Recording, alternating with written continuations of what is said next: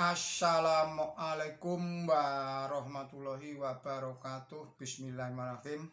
Kita lanjutkan kajian kita tentang hikmah. Ini meriwayatkan kisah dari seseorang yang menamakan dirinya Upasaka Pratnaguna, yakni bertemu Islam di luar Islam. Demikianlah riwayatnya. Bismillahirrahmanirrahim. Assalamualaikum warahmatullahi wabarakatuh. Agama Buddha ialah agama Budi yang dianut oleh Upasaka Pratnaguna sejak kecil. Sungguh agama paling baik baginya kala itu. Dia mempelajari sampai tingkat tertinggi dari tingkatan yang ada. Bahkan ilmu pengobatan dan sastra serta butong tai chi cuannya juga. Penderitaan, air mata dan cinta kasih mengiringi perjalanan hidupnya sebagai seorang umat Buddha. Yang pertama, dia menganut sekte Theravada, lalu menyeberang ke sekte Dwipa Buddha. Dari sekte ini dia mendapatkan gelar Upasaka Pratnaguna, diberikan oleh seorang pendeta Jihan sekitar tahun 1968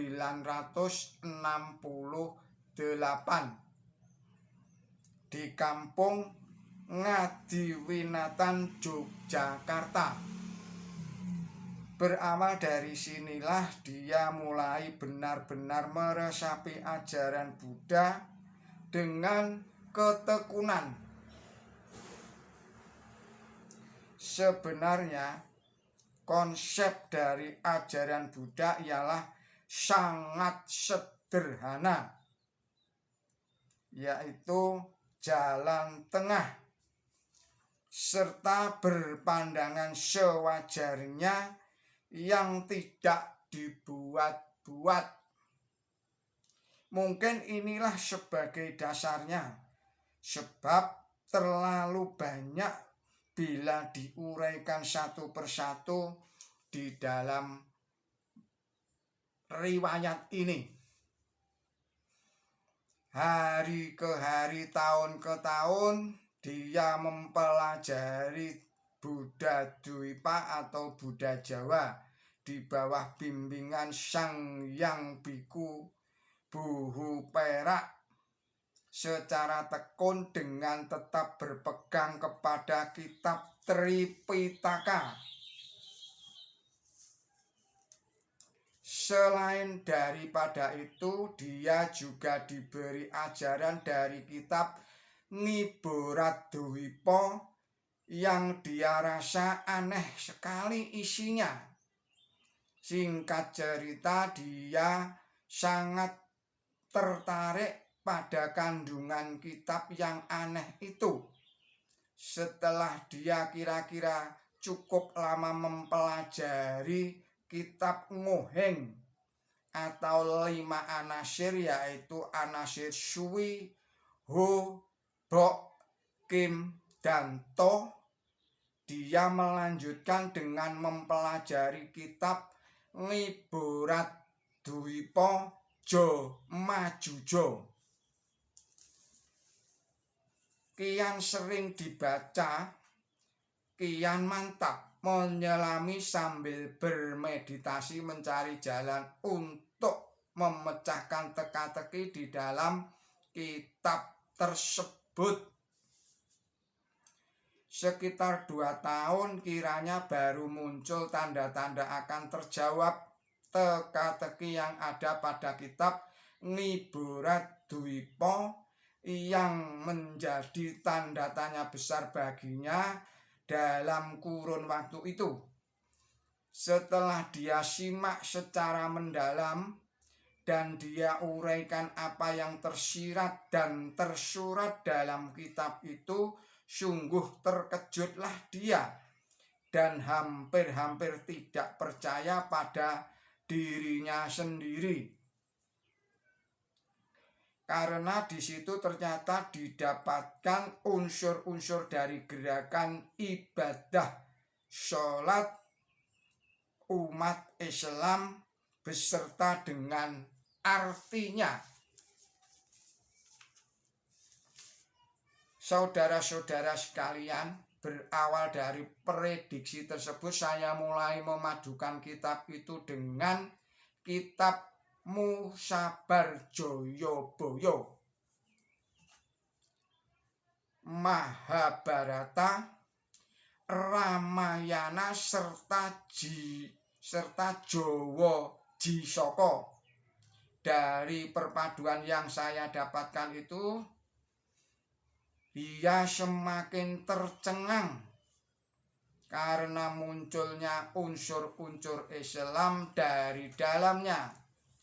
Tidak perlu diuraikan secara detail karena sangat begitu rumitnya dan panjangnya pencarian ini. Yang perlu diungkapkan ialah mulai dari itu dia berkesimpulan untuk menyelidiki Islam bersama dengan teman-teman yang bertujuan sama. Sekitar tahun 1989 kami malang melintang keluar masuk berguru kepada orang-orang yang dianggap sanggup memberikan pengertian akan masalah dan pengertian selanjutnya. Antara lain guru-guru yang dikunjungi itu adalah Kyai Dul Salim Sebayu, Ki Sosro Purbocarito Palgading, Ki Tugu Rejo Welingi Jawa Timur, Kyai Borail Pagungan Blitar, Ki Pidek Widuro atau Ki Pidek Widoro Kandang Lereng Timur Merapi. Para pinesepuh ini sangat terkejut dengan rahasia di balik tulisan lembar-lembar miborat yang dibawa menghadap. Beliau-beliau itu tidak mampu menjawab akan permasalahan yang diajukan, tetapi beliau hanya memberi gambaran yang kesatuannya menuju ke satu titik temu. Secara intensif meditasi atau semedi dilakukan terus. Irama gerak tai chi dan harumnya bunga rampai menyertai. Alhamdulillah, dia akhirnya menemukan Islam di sana. Ya, rahasia di balik awan. Damai bersahaja. Lalu dia melakukan sholat wudhu di antara embun gunung, mengalir mata air bersih bening. Sampai sekarang dia betul-betul mendapatkan perahu penyeberangan setelah selama ini mengikuti ajaran Sang Buddha yang agung. Dengan berhasilnya dia menemukan muara dari teka-teki tersebut, maka musnahlah pula kitab Ngiboraduwipa itu seiring masuknya dia menjadi umat Islam. Dia kira cukupkan.